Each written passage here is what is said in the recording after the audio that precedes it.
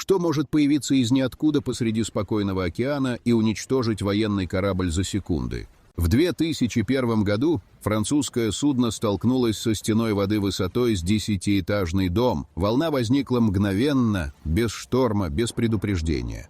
До этого случая ученые считали такие волны выдумкой пьяных моряков. В 2004-м спутники зафиксировали одновременно 10 таких монстров в разных точках планеты. Эти волны-убийцы движутся со скоростью гоночного автомобиля и способны переломить танкер пополам. Самое жуткое, они появляются в ясную погоду, когда океан кажется безопасным. Но волны-убийцы — лишь начало списка природных явлений, при виде которых нужно бежать, не раздумывая.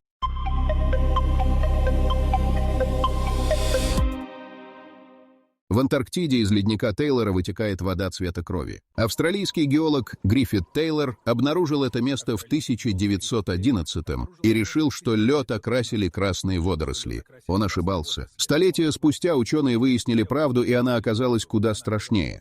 Под ледником на глубине 400 метров находится озеро, запечатанное там миллионы лет назад. В этой воде концентрация соли в 4 раза выше, чем в океане. Железо в озере окисляется и придает потокам кроваво-красный оттенок. Но самое жуткое, в этой воде живут бактерии, которые существуют без солнечного света и кислорода уже 2 миллиона лет. Температура воды минус 5 градусов, но соль не дает ей замерзнуть. Бактерии питаются серой и железом, дышат сульфатами. Они создали собственную экосистему, полностью изолированную от остального мира. Ученые называют это место аналогом условий на спутниках Юпитера. Поток прорезает белоснежный ледник алой полосой шириной 3 метра. Водопад течет только летом, когда температура поднимается достаточно, чтобы прорвать ледяную пробку. Зрелище настолько жуткое, что первые исследователи отказывались подходить близко, считая место проклятым. В 2009 году группа микробиологов взяла пробы воды.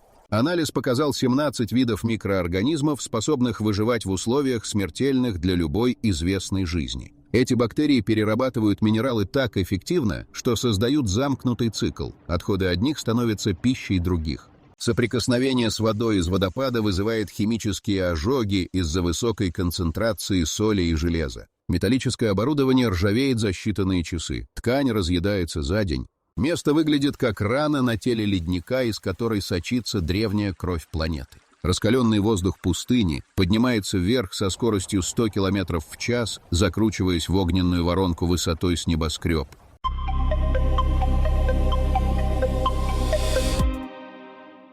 Огненные смерчи возникают, когда температура песка достигает 70 градусов, а влажность падает почти до нуля. В центре такого торнадо температура превышает 1000 градусов, достаточно, чтобы плавить алюминий. В 2003 году в пустыне Мохаве огненный смерч настиг группу пожарных, тушивших лесной пожар. Воронка засосала 3 людей внутрь. Их тела нашли через 50 метров. Одежда сгорела полностью, а легкие были обожжены изнутри раскаленным воздухом. Один из пожарных успел передать по рации последнее сообщение. Воздух вокруг стал оранжевым, а дышать стало невозможно. Огненные торнадо втягивают внутрь все горючее в радиусе 100 метров. Сухая трава, кусты, деревянные конструкции мгновенно воспламеняются и поднимаются по спирали вверх. Смерч создает собственную тягу. Чем больше он засасывает топливо, тем сильнее становится. Диаметр воронки может достигать 50 метров, а живет такой монстр от нескольких минут до получаса. В Австралии огненные смерчи называют танцующими дьяволами. В январе 2005 года фермер из Нового Южного Уэльса снял на видео, как огненный торнадо поднял в воздух его грузовик весом 3 тонны. Машину нашли в 200 метрах скрученную и обугленную. Металл на капоте расплавился. Предсказать появление огненного смерча невозможно.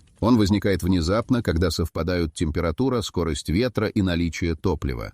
Метеорологи фиксируют такие явления спутниками, но предупредить людей на Земле не успевают. От первого завихрения до полноценного торнадо проходит 30 секунд. В центре огненной воронки давление падает настолько резко, что у человека разрываются барабанные перепонки. Кислород выгорает мгновенно. Даже если не сгоришь, задохнешься за 10 секунд. Пожарные в Калифорнии получили инструкцию: если видишь формирующийся огненный смерч, бросай все и беги перпендикулярно его движению. Не оглядывайся, не пытайся спасти технику, просто беги.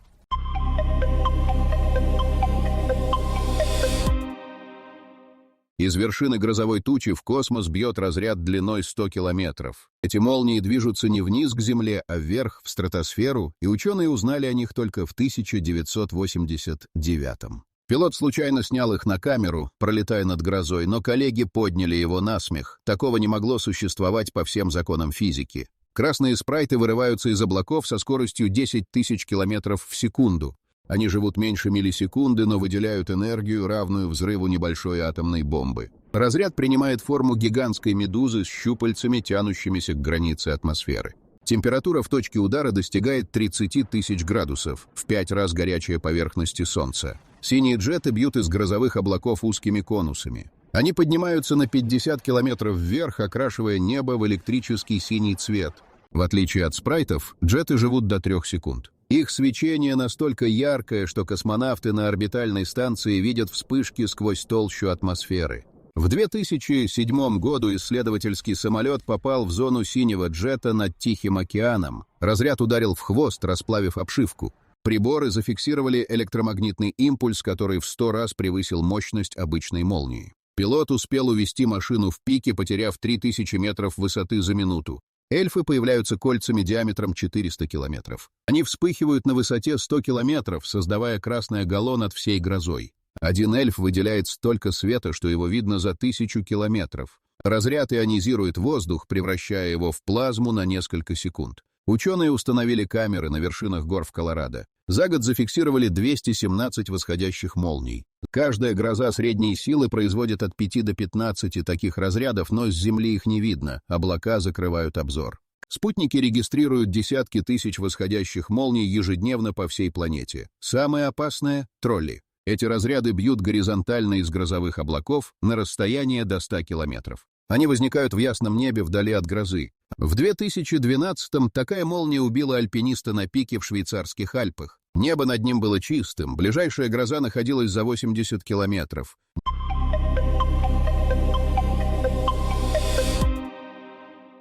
Океан превращается в гигантскую шахматную доску из воды. Волны пересекаются под прямым углом, создавая квадратные ячейки размером с футбольное поле. Французы называют это явление Крестовым морем, и при его появлении спасатели эвакуируют всех с пляжей. За последние 10 лет квадратные волны утопили больше людей, чем акулы по всему миру. Две волновые системы сталкиваются, когда ветер меняет направление, но старые волны продолжают движение. Возникает сетка из водяных стен высотой до 5 метров.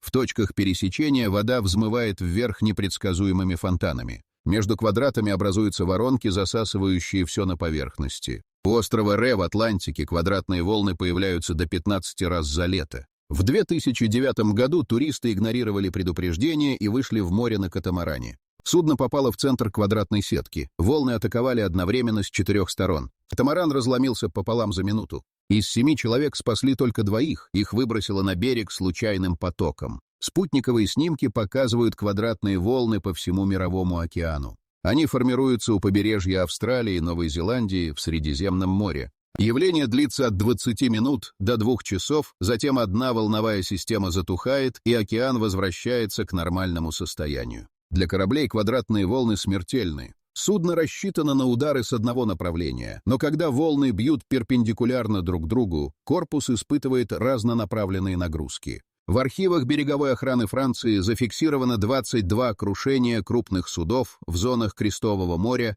за последние 30 лет. Пловец в квадратных волнах теряет ориентацию за секунды. Вода тянет одновременно в разные стороны. Течения внутри квадратов закручиваются спиралями. Профессиональный пловец из Тель-Авива попал в такую зону в 2016-м. Он рассказал, что вода швыряла его как тряпку, невозможно было понять, где верх, а где низ. Его вытащили через 4 минуты, еще минута, и он бы захлебнулся. Серферы называют квадратные волны ловушкой дьявола. Доска становится неуправляемой, волны сбивают с любого направления. В Калифорнии серфер попытался проехать через квадратную зону. Волна ударила сбоку, вторая накрыла сверху. Его нашли без сознания в километре от берега. Доска раскололась на 3 части.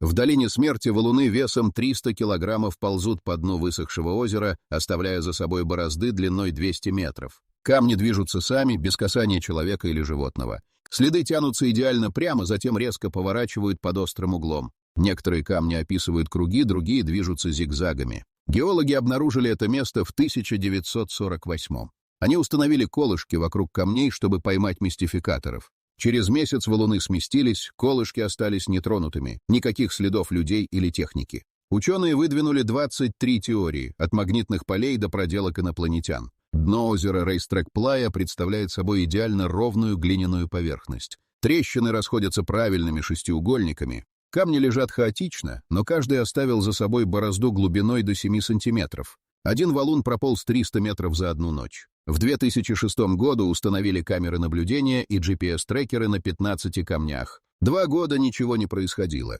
Зимой 2008-го температура упала до -10. На дне озера образовалась тонкая ледяная корка толщиной 3 мм. Ночной ветер со скоростью 30 км в час подхватил лед вместе с вмерзшими камнями. Лед двигался единым листом площадью несколько квадратных километров. Камни скользили по слою жидкой грязи под ледяной коркой. Когда ветер менял направление, валуны поворачивали. Когда лед натыкался на препятствие, камни описывали дугу. К утру солнце растопило лед без следа. Камеры зафиксировали движение только однажды за 8 лет наблюдений. Событие длилось 16 минут. Самый тяжелый камень весом 320 килограммов прополз 80 метров. Скорость достигала 5 метров в минуту, медленнее, чем идет человек, но достаточно, чтобы сдвинуть многотонную глыбу. Условия для движения камней совпадают раз в 3-4 года. Нужен дождь, заполнивший дно озера на 2 сантиметра, затем мороз, создающий лед нужной толщины.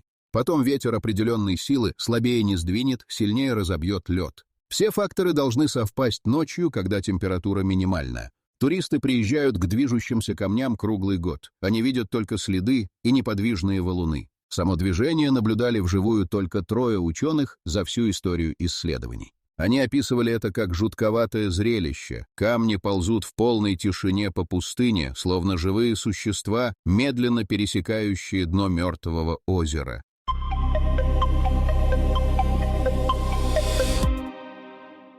На поверхности арктического льда распускаются белые кристаллические цветы высотой с ладонь. Они появляются за одну ночь, покрывая океан садом из миллионов ледяных лепестков. Прикосновение к такому цветку обжигает кожу сильнее кислоты. Концентрация соли в кристаллах в 4 раза выше, чем в морской воде. Ледяные цветы растут только при температуре ниже -20 градусов и абсолютно спокойной погоде. Океан замерзает тонкой коркой толщиной 2 сантиметра. Из трещин во льду испаряется вода, но соль остается. Пар мгновенно кристаллизуется на морозе, формируя хрупкие структуры, похожие на розы и хризантемы. Каждый цветок растет вокруг микроскопической трещины во льду.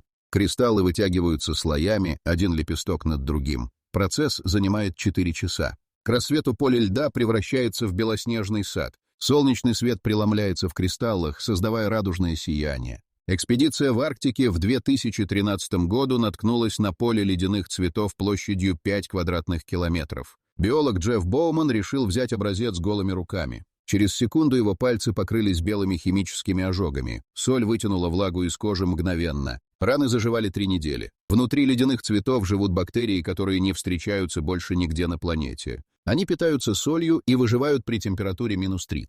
Анализ показал, что эти микроорганизмы производят химические соединения, токсичные для всех известных форм жизни. Одна капля жидкости из цветка убивает рыбу за 3 секунды. Ледяные цветы впитывают из воздуха бром и озон. Химические реакции внутри кристаллов разрушают озоновый слой в радиусе километра. Спутники фиксируют озоновые дыры над полями ледяных цветов. Одна ночь цветения уничтожает столько озона, сколько завод выбрасывает за месяц. Цветы живут до первого ветра. Порыв со скоростью 10 км в час разрушает хрупкие кристаллы в пыль. Соленое облако поднимается над океаном, разносясь на сотни километров. Вдыхание этой пыли вызывает отек легких. Полярники называют это явление «белой смертью». В 2017-м исследовательское судно застряло во льдах у берегов Гренландии. Ночью температура упала до -28. Утром палуба покрылась ледяными цветами. Металл под кристаллами проржавел за сутки, соль разъела защитное покрытие. Команде пришлось смывать цветы пресной водой, расходуя драгоценные запасы. Ледяные цветы формируются только на молодом льду, старый лед слишком толстый, трещины не пропускают пар. Поэтому явление встречается все чаще. Глобальное потепление создает больше участков тонкого льда в Арктике. Спутники зафиксировали ледяные сады в местах, где их никогда не было. Океан расцветает смертельными цветами там, где раньше лежали вечные льды.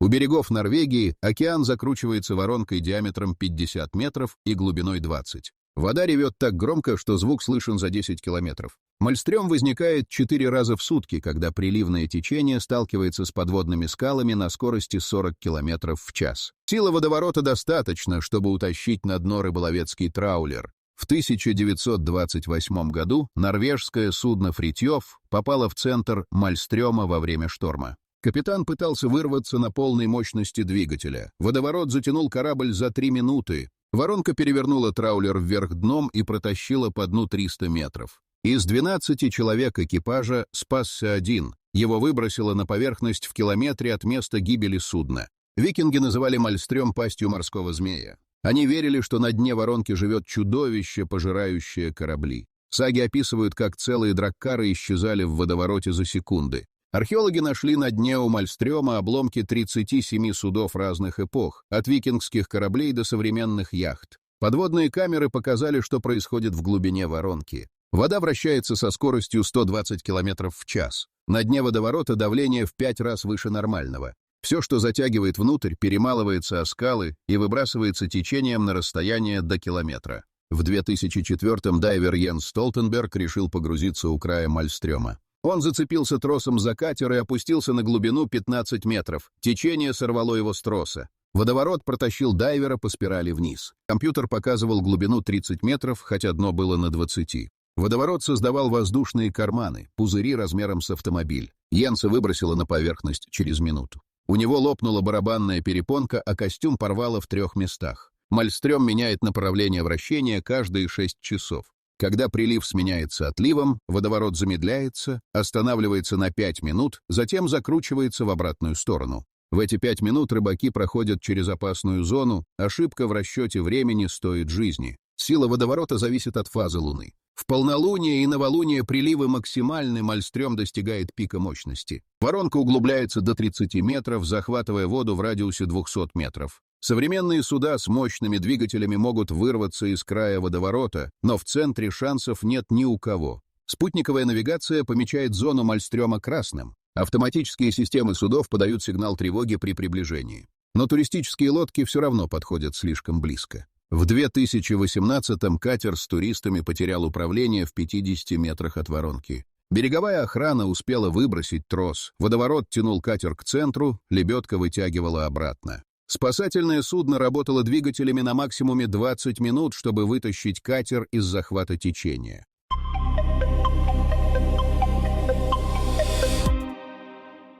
Ночное небо пронзают вертикальные лучи света, уходящие в космос на высоту нескольких километров. Столбы появляются одновременно сотнями, превращая город в лес из света. Они неподвижные, абсолютно прямые, разноцветные, красные, синие, зеленые, белые. Явление выглядит настолько нереально, что в 1994-м жители Аляски вызвали военных, решив, что началось инопланетное вторжение. Световые столбы формируются при температуре ниже минус 20 градусов. В воздухе зависают миллиарды плоских ледяных кристаллов размером с человеческий волос. Они парят горизонтально, как зеркала, отражая свет от Земли прямо вверх. Уличный фонарь создает столб до километра высотой. Свет от города порождает сотни лучей, пронзающих небо.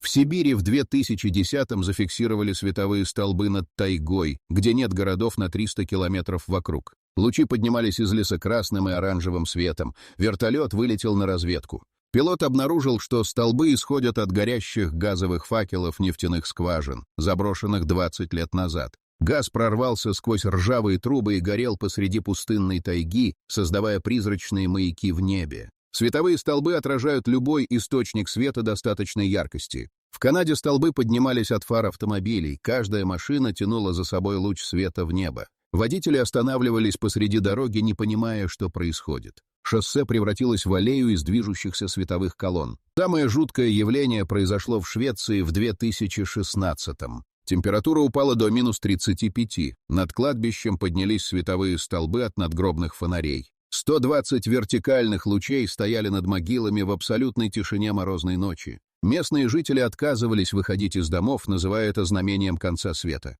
В Исландии столбы формируются над вулканами. Лава излучает достаточно света, чтобы создать красный луч высотой 3 километра. Когда извергается вулкан Эйяфjallajökull, небо над ним пронзает огненный столб, видимый за 100 километров. Викинги считали такие столбы мостом в Вальхаллу. Явление длится от нескольких минут до целой ночи. Столбы не двигаются, не мерцают, они стоят как замороженные лучи прожекторов. Попытка пролететь сквозь столб на вертолете ничего не дает, внутри луча просто висят ледяные кристаллы. Но со стороны кажется, что небо держится на светящихся колоннах. В Антарктиде на станции «Восток» зафиксировали световые столбы при температуре минус 73 градуса. Лучи от огней станции поднимались на высоту 10 километров, достигая стратосферы. Космонавты на орбите сфотографировали станцию. Она выглядела как крошечная точка, из которой в космос бьют гигантские светящиеся копья. Один из космонавтов сказал, что это было похоже на сигнал бедствия, посланный с поверхности замерзшей планеты в пустоту космоса.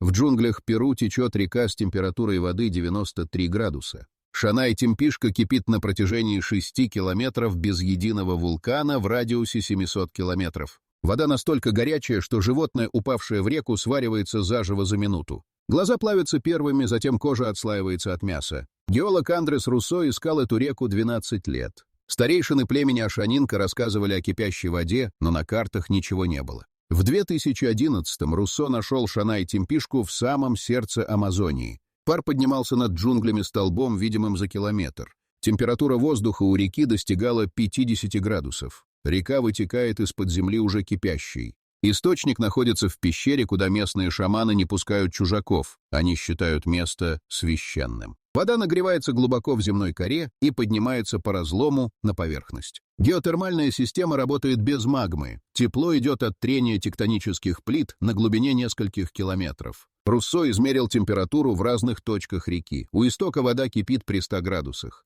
Через километр остывает до 90. В конце 6-километрового участка температура падает до 50, достаточно горячая, чтобы получить ожог 3-й степени за секунду. Дальше река смешивается с холодными притоками и становится обычной. По берегам кипящей реки не растет ничего, кроме термофильных бактерий. Деревья стоят мертвые, обваренные паром. Камни покрыты белым налетом минералов. Вода имеет молочный оттенок от взвеси растворенных пород. В реке нет рыбы, нет растений, только кипяток, текущий сквозь зеленый ад джунглей. Местные используют реку для приготовления пищи и заваривания листьев аяуаски. Они опускают мясо в воду на палке. Через 5 минут оно готово. Шаманы проводят ритуалы на берегу, вдыхая пары, содержащие серу и другие химические соединения. Галлюцинации гарантированы. В 2014-м турист из Германии решил проверить, действительно ли вода кипит. Он сунул руку в реку по локоть. Крик был слышен в лагере за полкилометра. Кожа слезла лоскутами. Если вы думаете, что ваша жизнь полна адреналина, подождите, пока не увидите, что творится в таких местах.